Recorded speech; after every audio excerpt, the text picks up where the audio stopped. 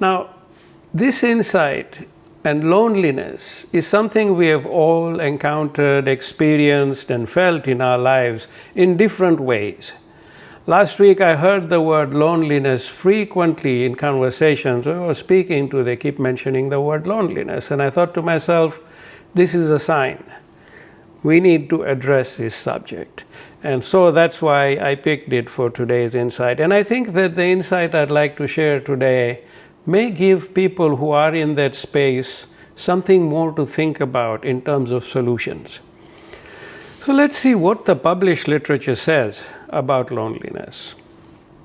The first definition is that loneliness is the state of being alone and feeling sad about it. So it's the state of being alone and feeling sad about it. Now, some people enjoy being alone. I enjoy being alone. And they don't experience the sadness that others feel. So being alone is experienced differently by different people. And loneliness is usually associated with the sadness that goes with being alone. So that's one definition. And probably the best one I could see. Then there are three types of loneliness. The first one is emotional loneliness, which comes from the absence of meaningful relationships. Absence of meaningful relationships. That affects us emotionally. The second one is social loneliness, which is a perceived deficit in the quality of social connection. So you may have good social connections, but there's a deficit in the quality of those connections. So that's social loneliness. And then there's a third one, which is existential loneliness. And this is a fundamental feeling of separatedness from others and the wider world. You just feel separate from everything. That's existential loneliness. Many people go through existential loneliness, but they're not sad. If it brings you sadness, then obviously, you are in that phase of loneliness that fits the correct definition.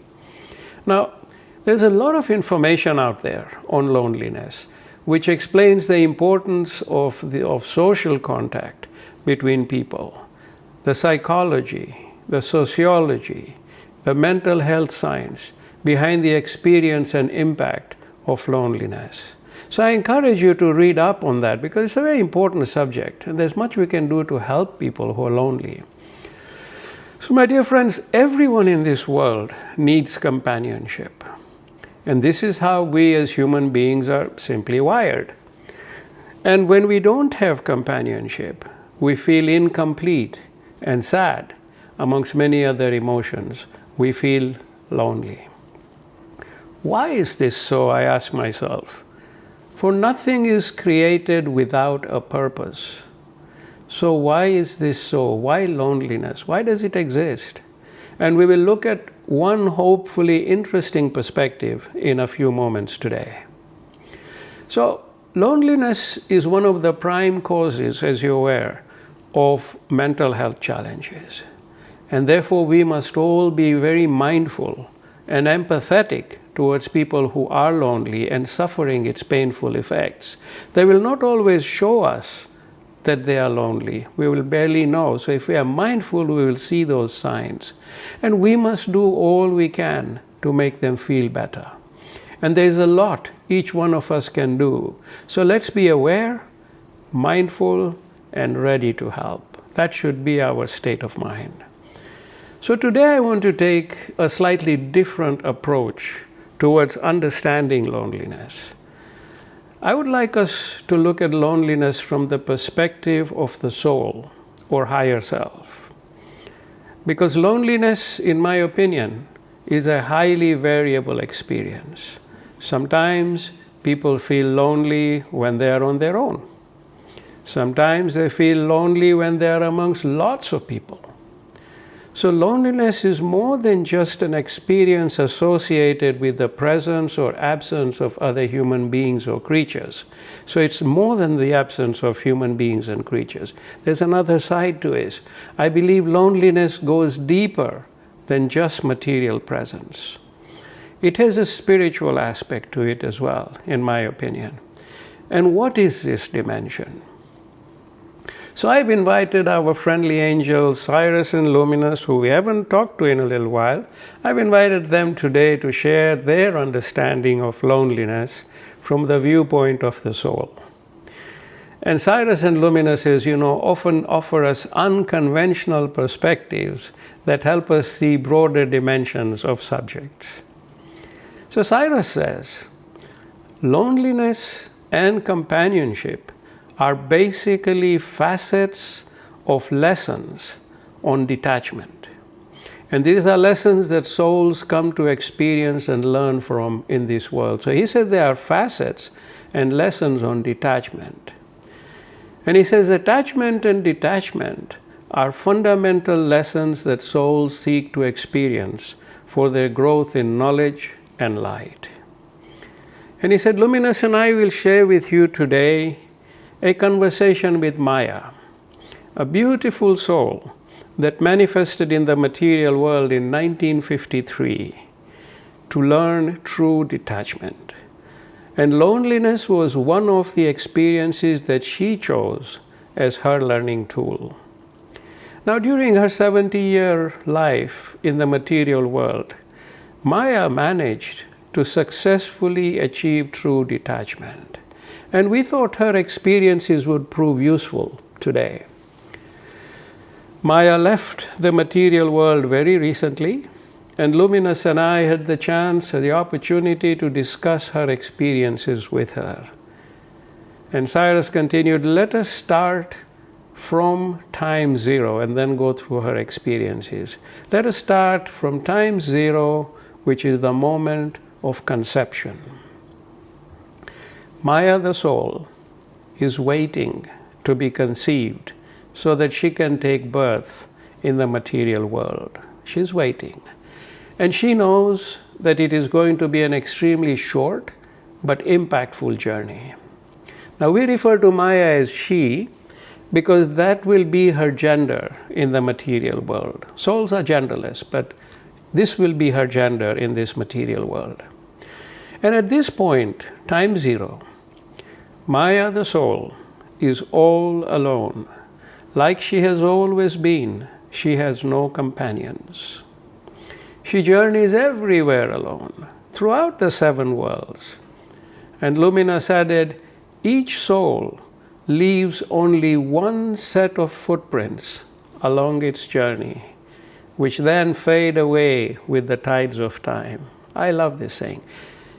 Each soul leaves only one set of footprints along its journey, which then fade away with the tides of time. Thank you, Luminous. So at time zero, Maya is all alone, happy, loved, fulfilled in the light of her origin, her creator. Remember, the origin is not Maya's companion.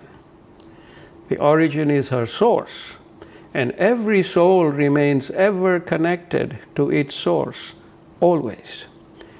So Maya is granted her choice of learning, and now she is ready to manifest in the material world.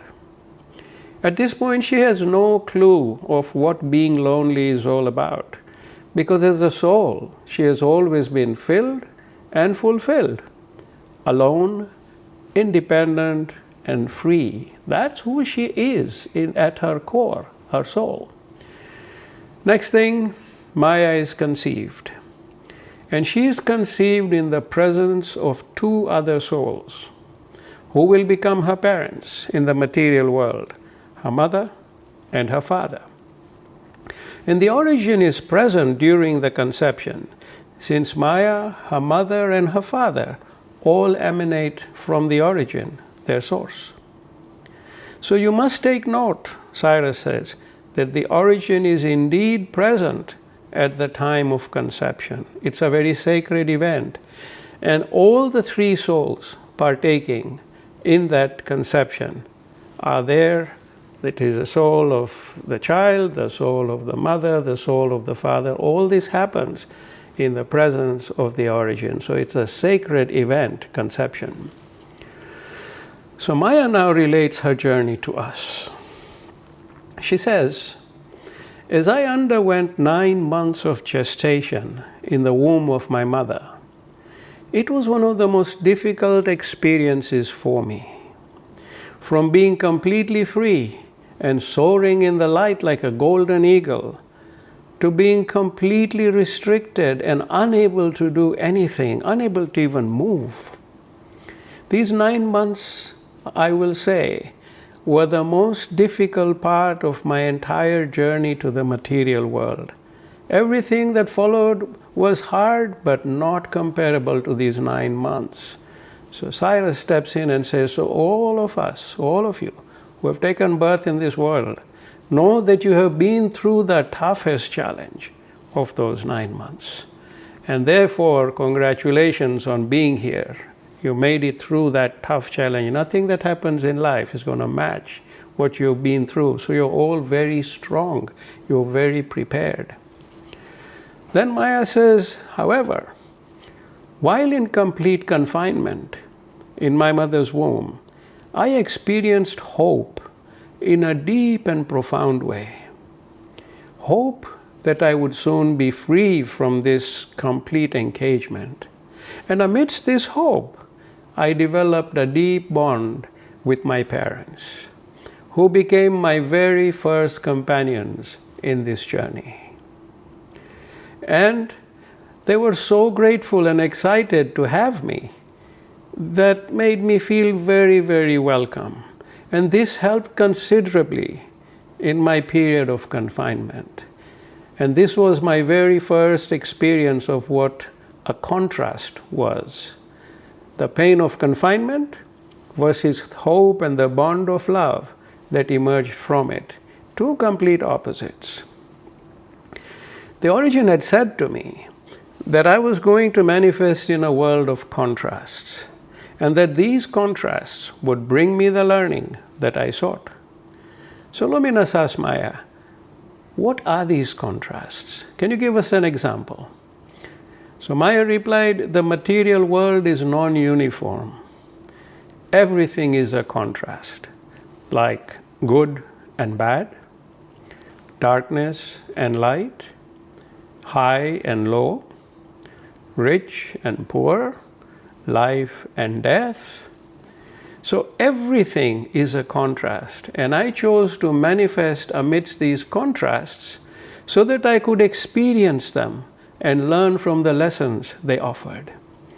Lumina said, that's a good way to put it, because how can you know light unless you've known darkness? How can you recognize good unless you've experienced bad? How can you appreciate richness without knowing the challenges of being poor? That's how the material world offers souls their lessons, Lumina said.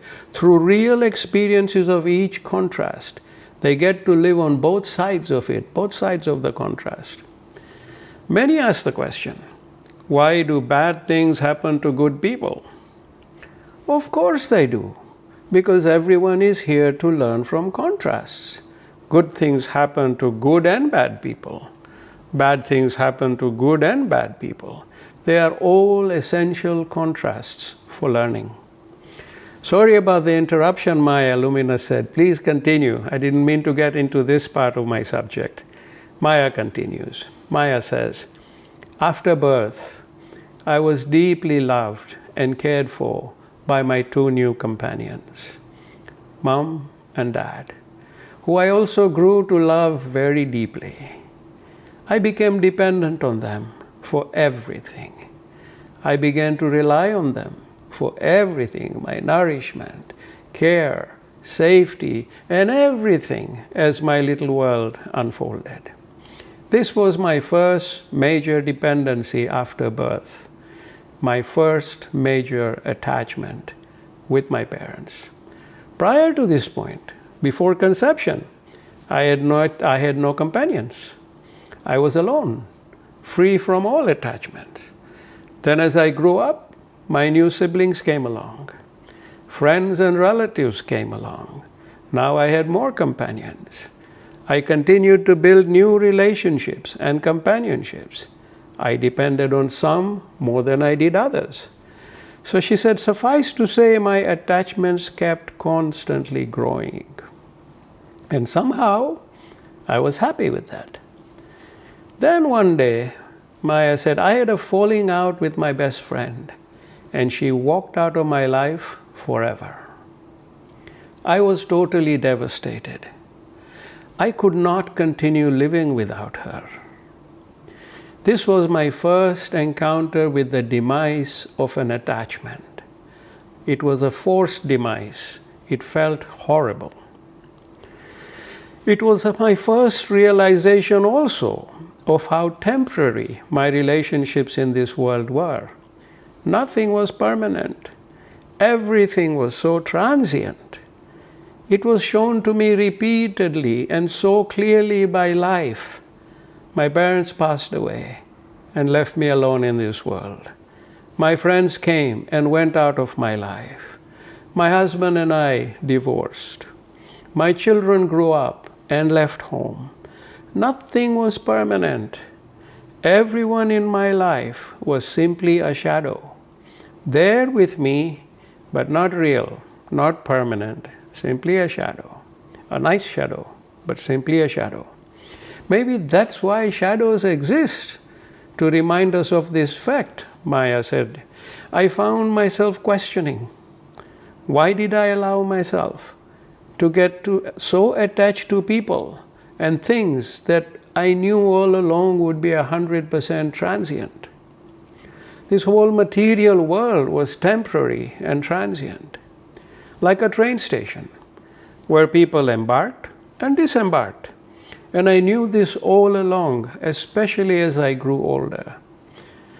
Why then did I allow myself to become so attached to everything, when I knew for sure that I was going to be disappointed, or worse still, heartbroken someday? The golden rule, Maya said, in the world of contrast that I have learned is nothing lasts forever. Nothing. I was a smart and intelligent woman, but I kept making the same mistake of attachment over and over again. The most painful part was the loneliness that followed. It left me very sad, dejected, and depressed. I realized I could not live without some of my closest companions. It was a stifling realization, Maya said, reminding me of the 9 months in the womb of my mother. There I was confined physically and stifled, but saved by hope and love. In the womb, I yearned for freedom, and it came at birth. I was free again. But here, many, many years later, I had lost that precious freedom to attachments. Maya added, my loneliness continued to grow. Next, we had the onset of social media. Remember, she was born in 53, and she's about 70 now. So during this period, she saw the onset of social media. My physical contact with other people began to dwindle as a result of social media. And then COVID didn't help either, so she had lived through COVID like all of us. Everything now was online. People had personas out there, most of which were nowhere near who they really were. Fake personas appeared everywhere, and I became very cautious, having fallen for them several times. The worst part of it all, Maya says, was the loss of physical contact with other people. It made me sink even deeper into loneliness.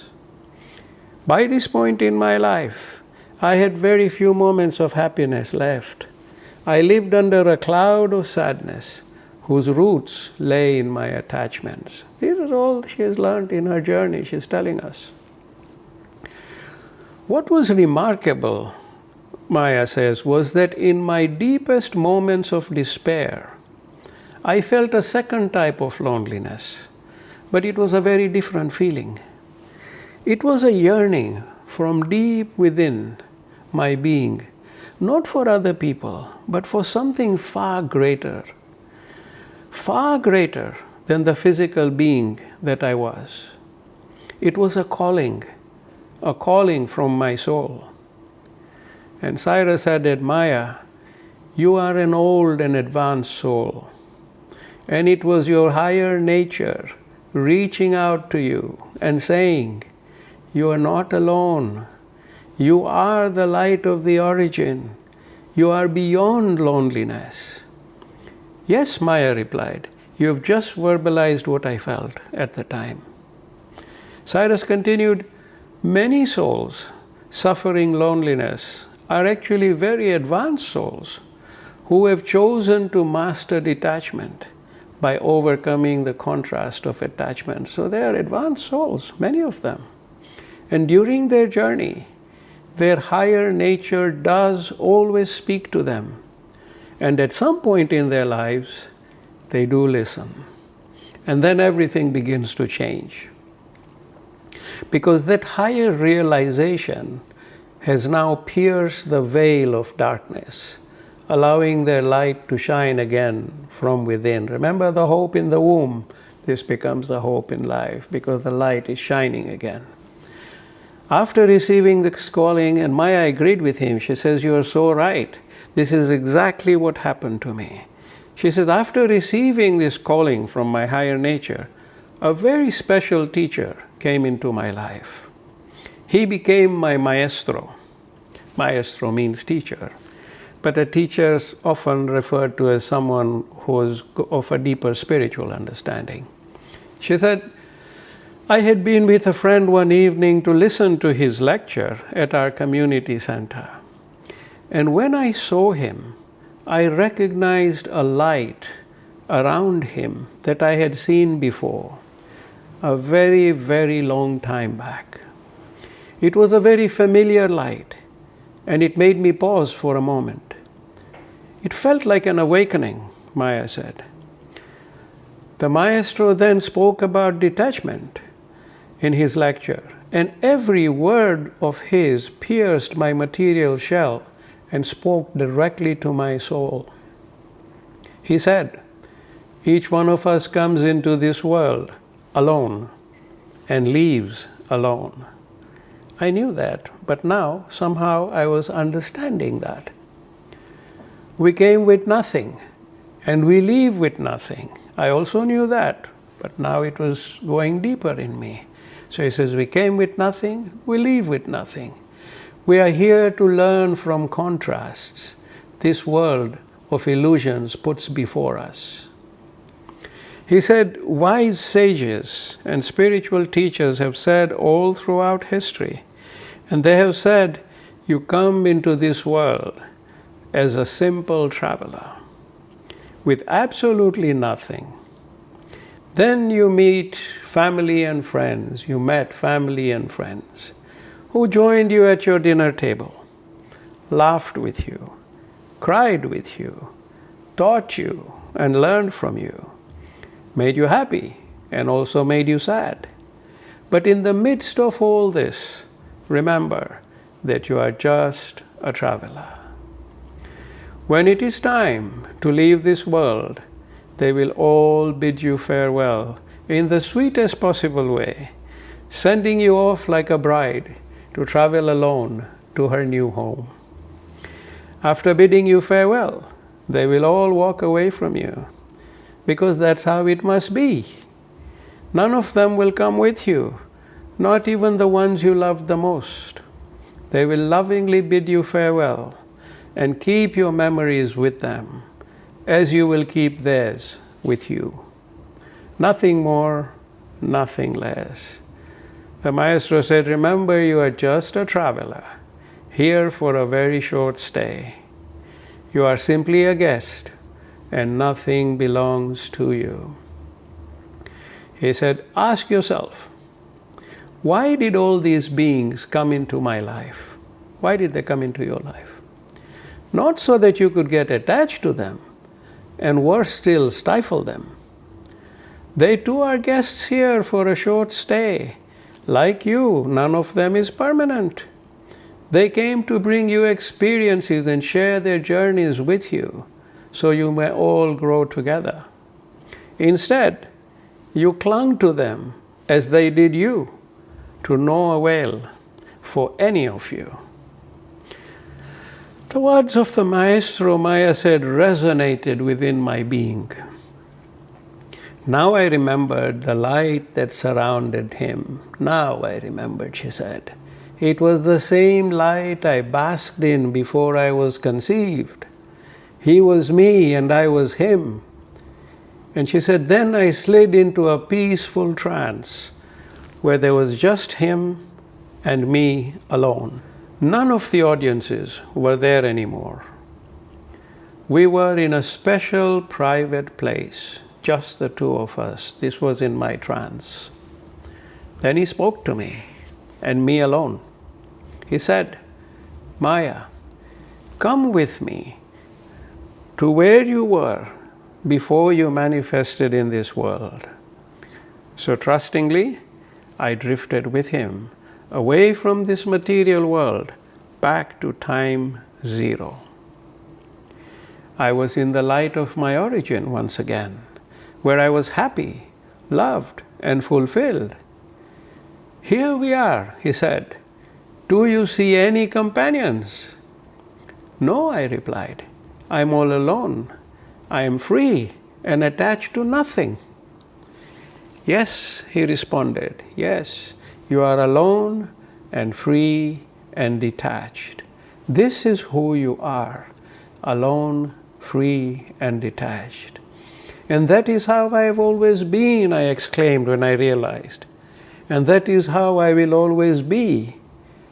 The Maestro said, the world you have just left behind, the world we have just left behind, was simply a classroom of learning for a short time.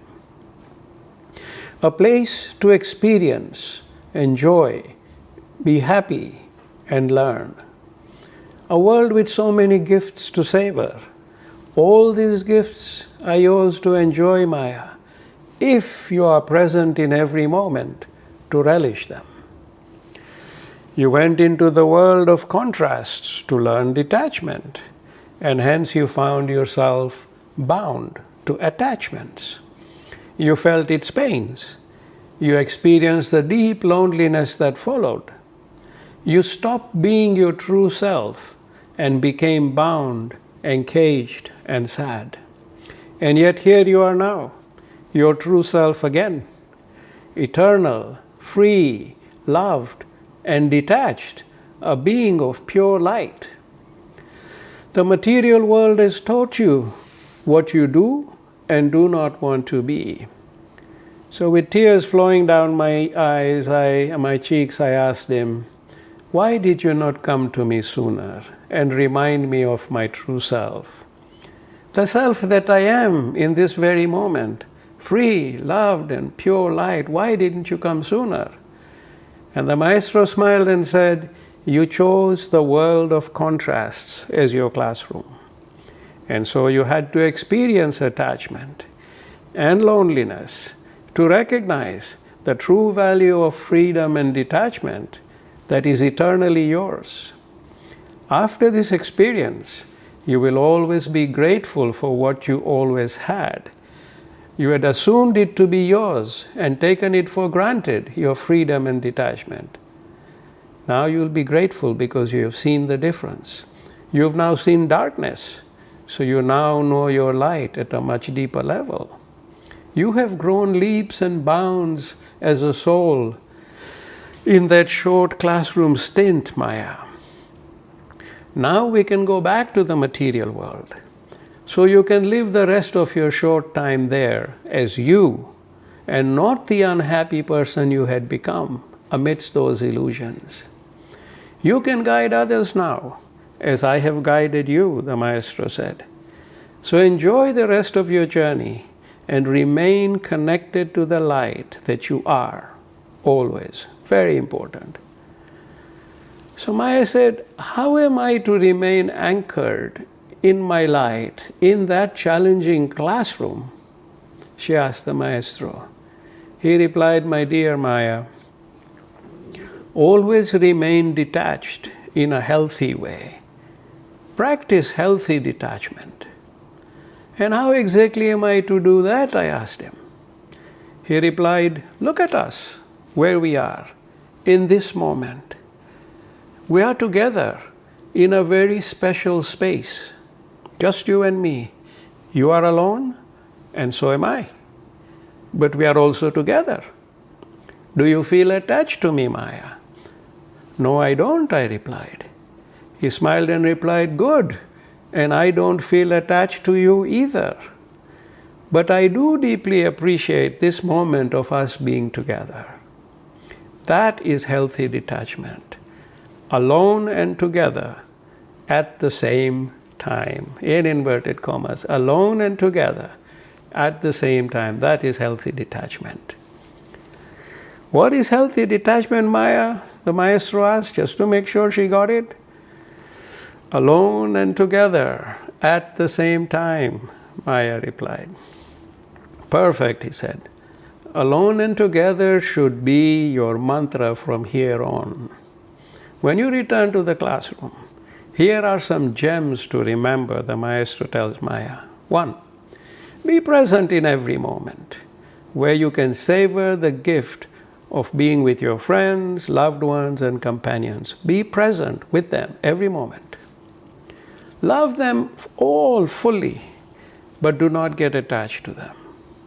Remember, they are no more than that beautiful temporary shadows you talked about.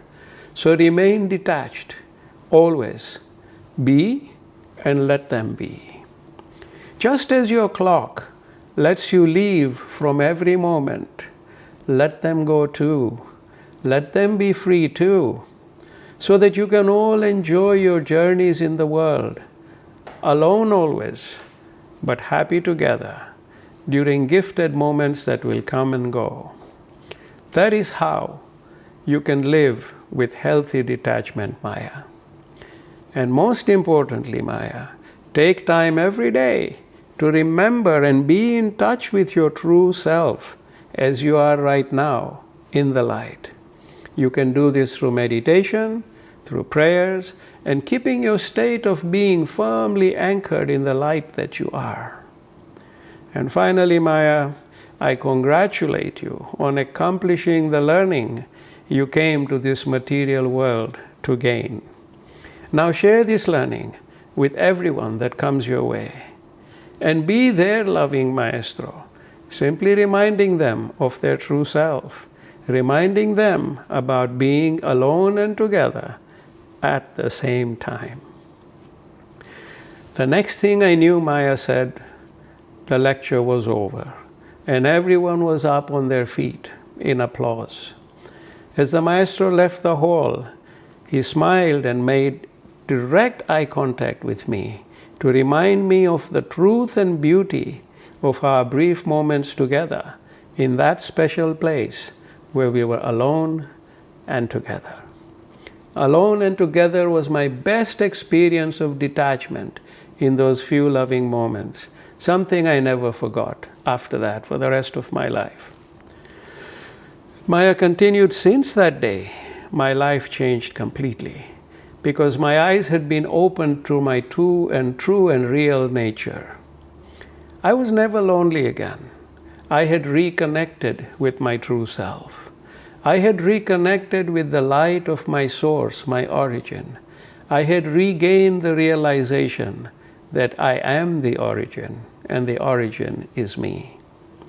Strangely enough, she said, the new me began to attract many new and beautiful people into my life, making the rest of my journey happy, enriched, and fulfilled. I wanted nothing from anybody anymore. I needed nothing from anybody anymore. I was me. I was sufficient. I was everything, Maya says. That was my lesson. And with all my fellow beings, I was alone and yet gratefully together. Cyrus thanked Maya and then concluded, you have all heard the experience of Maya, and you may want to reflect on them. Each one of you has journeyed alone, always, in all the 7 worlds. You have always been happy, loved, and fulfilled. in the light of the origin that you are. And so you will always be, Cyrus said. You've never had companions in your timeless journey, and you never will. Luminous added, remember, each soul leaves only one set of footprints along its journey. With that, my dear friends, I would like to conclude today's insight, which I hope has offered you some useful food for thought.